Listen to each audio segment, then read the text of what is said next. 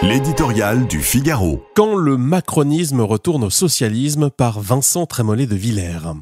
François Hollande a applaudi l'exercice de ventriloque. Olivier Faure n'était pas peu fier de la performance. Le Premier ministre a parfaitement récité à la tribune le texte du Parti socialiste. Tête baissée, Sébastien Lecornu a transformé sa déclaration de politique générale en grande braderie d'automne. Le 49.3 au rabais. La suspension de la réforme des retraites s'est offerte par la maison. Moment pénible de l'entendre hausser le ton à mesure qu'il baissait pavillon.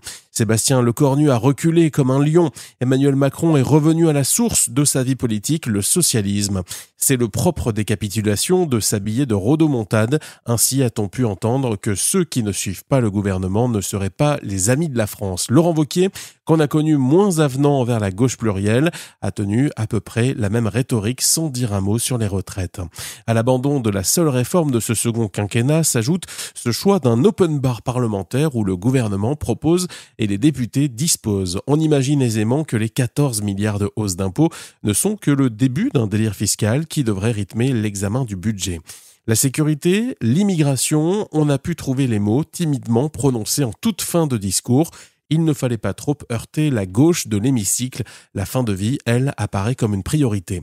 Affligeant spectacle que ce suicide collectif du bloc central et des LR, laissant le champ libre pour 2027 à la gauche et au RN. Triste tableau que celui d'un Premier ministre tellement à son aise à la tête des armées, contraint de se livrer à une séance d'humiliation publique.